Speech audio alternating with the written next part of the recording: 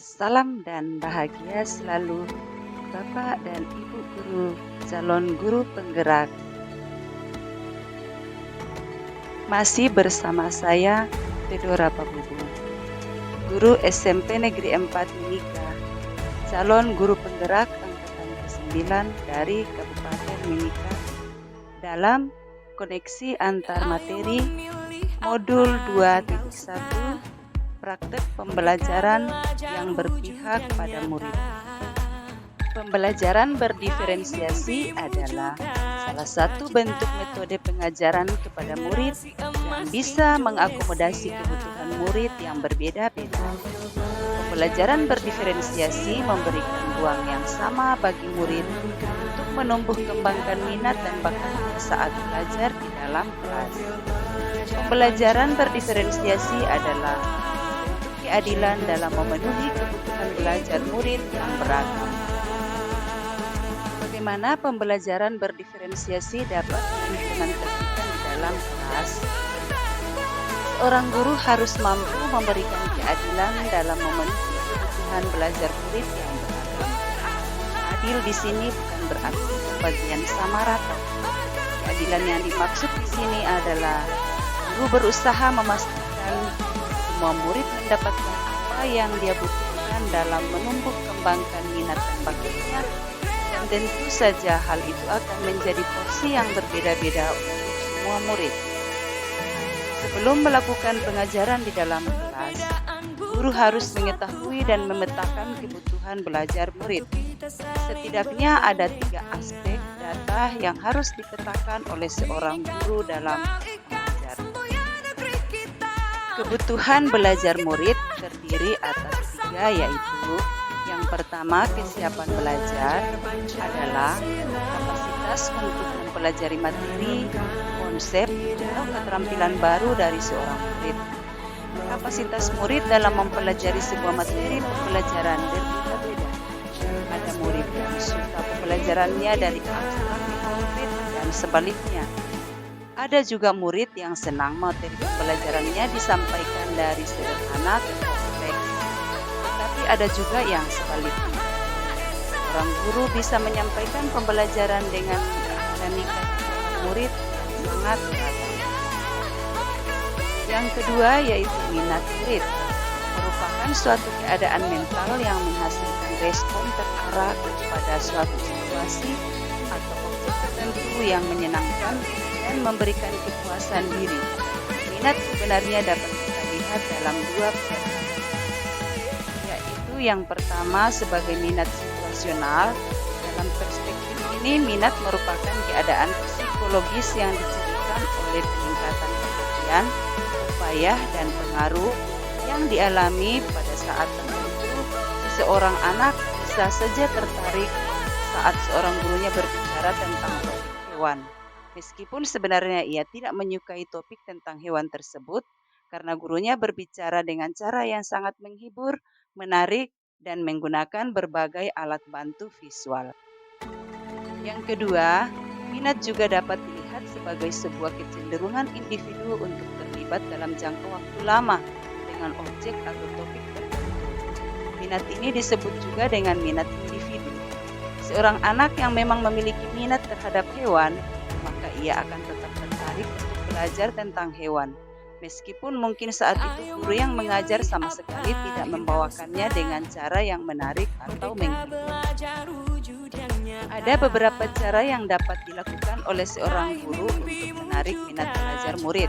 Misalnya, menciptakan situasi pembelajaran yang menarik perhatian murid dengan humor, menciptakan kejutan-kejutan, dan sebagainya. Menciptakan konteks pembelajaran yang dikaitkan dengan minat individu murid.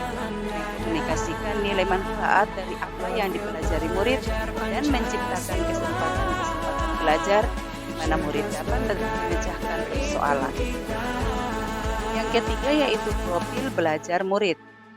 Profil belajar murid terkait dengan banyak faktor. Berikut ini adalah beberapa di antaranya. Misalnya, preferensi terhadap lingkungan belajar, misalnya terkait dengan suhu ruangan, kebisingan, jumlah cahaya, apakah lingkungan belajarnya tertutup atau tidak tertutup, dan sebagainya. Contohnya mungkin ada anak yang tidak dapat belajar di ruangan yang terlalu dingin, terlalu bising, dan terlalu terang. Prevensi gaya belajar murid, bagaimana murid memilih, memperoleh, memproses, dan mengingat informasi baru. Secara umum gaya belajar ada 3, yaitu yang pertama visual, yaitu belajar dengan melihat, misalnya melalui materi yang berupa gambar, diagram, PowerPoint, catatan, peta konsep, grafik organizer, dan sebagainya.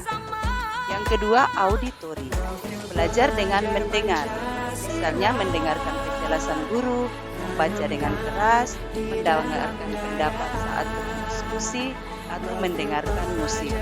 Dan yang ketiga adalah kinestetik, yaitu belajar sambil melakukan, misalnya sambil bergerak, melakukan kegiatan, dan sebagainya. Presensi berdasarkan kecerdasan majemuk, teori tentang kecerdasan majemuk menjelaskan bahwa manusia sebenarnya memiliki 8 kecerdasan berbeda yang mencerminkan berbagai cara kita berinteraksi dengan dunia. Kecerdasan tersebut adalah visual, kemudian musikal, kinestetik, personal, verbal, atau logik atau matematika. Bagaimana pembelajaran berdiferensiasi dapat memenuhi kebutuhan belajar murid dan membantu mencapai hasil belajar yang optimal. Kunci keberhasilan pembelajaran berdiferensiasi ada pada seorang guru. Guru harus dapat menggali data kebutuhan murid dan kemudian memetakannya dengan benar, agar bisa membuat perencanaan pembelajaran yang bisa mengakomodasi beragam kebutuhan murid. Jika hal itu dilakukan dengan benar dan penuh kesungguhan, maka pembelajaran berdiferensiasi akan mampu membantu murid dalam mencapai hasil belajar yang optimal. Mendapatkan informasi tentang kebutuhan belajar murid tidak selalu harus melibatkan sebuah kegiatan yang rumit.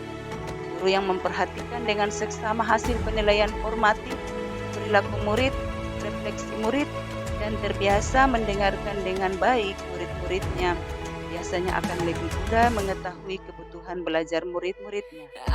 Membuat catatan tentang profil murid juga akan sangat membantu guru menyesuaikan proses pembelajaran dengan kebutuhan murid-muridnya.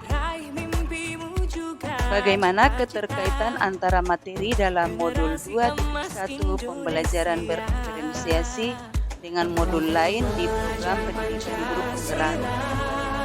Pembelajaran berdiferensiasi pada modul 2.1 sangat terkait dengan modul-modul lainnya pada pendidikan guru penggerak, di antaranya pada modul 1.1 Filosofi Pendidikan Nasional Ajar Dewantara, di mana pendidikan harus menyesuaikan dengan kodrat alam, yaitu kondisi murid sejak lahir yang dipengaruhi budaya, lingkungan, tempat murid berada, dan kodrat zaman, yaitu perubahan yang selalu terjadi dari waktu ke waktu. Kedua, pada modul 1.2 nilai dan penggerak, salah satu poin dari nilai guru penggerak adalah berpihak kepada murid, yang artinya harus bisa memenuhi kebutuhan murid belajar.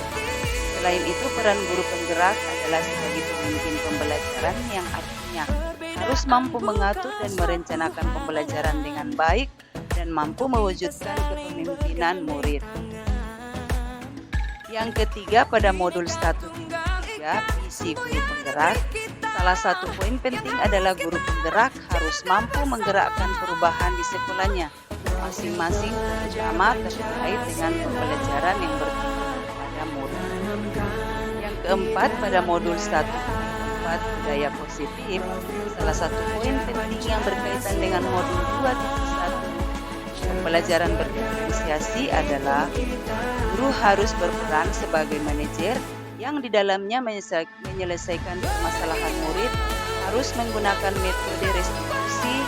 Dalam metode restitusi, murid harus diperhatikan kebutuhan dasarnya, karena biasanya kasus dan permasalahan murid dilandasi oleh salah satu dari kebutuhan dasarnya yang tidak terpenuhi, dan biasa saja salah satunya adalah kebutuhan belajarnya yang tidak terpenuhi. Sekian dan terima kasih. Salam guru hebat.